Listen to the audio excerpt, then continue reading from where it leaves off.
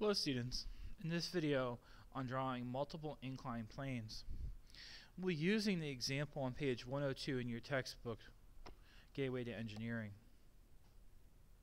As you can see in the example, we have planes working in different directions, and we'll be working to draw that.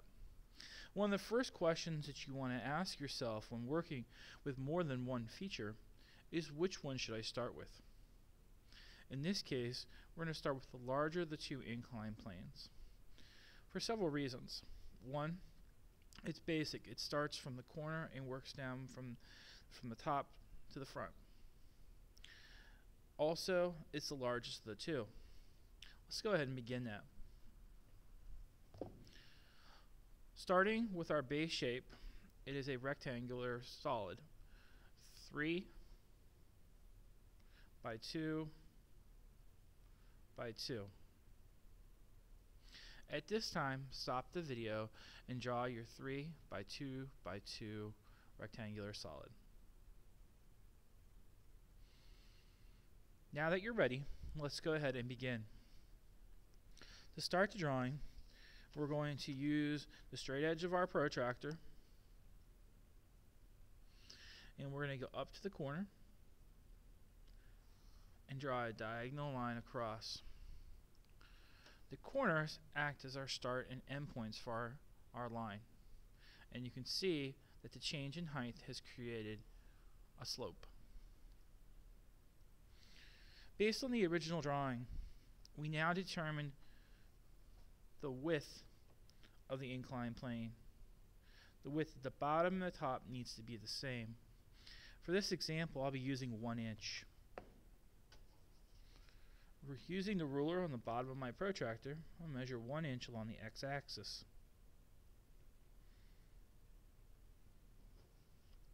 Repeat at the top.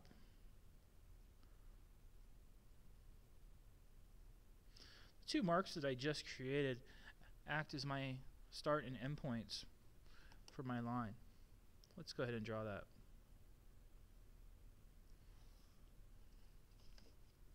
You can see at this point it has created our slope. Now, I'm going to go ahead and erase the lines that are not necessary.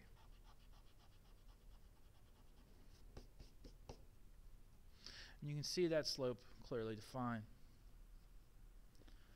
In the sample, you now see that we're starting in the opposite direction. We're going to work on this outside line.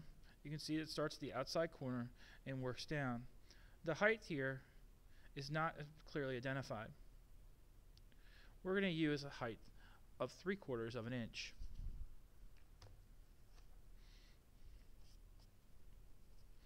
Coming from this point up, I'm going to draw a 90-degree line.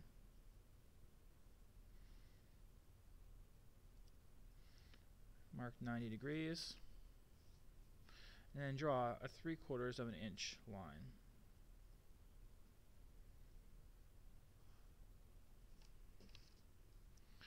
Now, this acts as my end point for my incline, starting here and drawing down.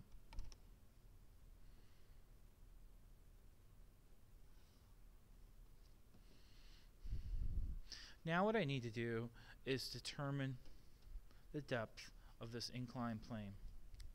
If you look at the example in the book, here is the depth. Again, no distance is given. We'll be using a 1/2 inch. I'm going to come up here on the top and measure a 1/2 inch. Now there is no line down here and I need to create one. From the end point, it's going to be set at a 30-degree angle.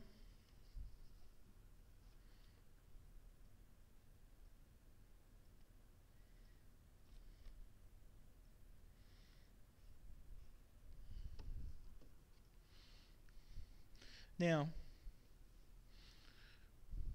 again, I connect my endpoints.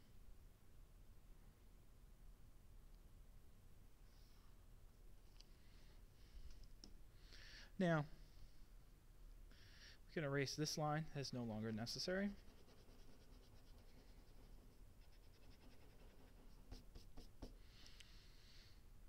at this point, we can see there's something missing. We have no sense of depth in this area. If you look at the original drawing, we need to create that sense by putting in these 3 lines.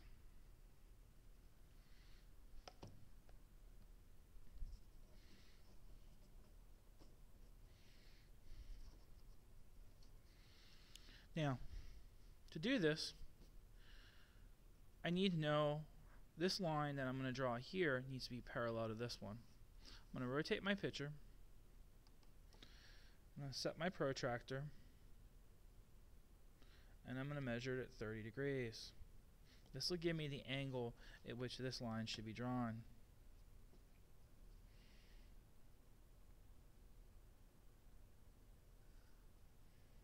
The distance is unknown. We'll set that distance by drawing a straight line up from this corner at 90 degrees.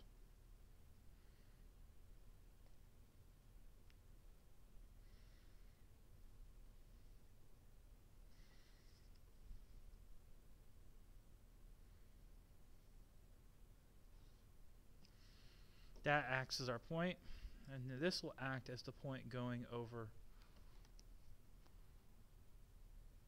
to here.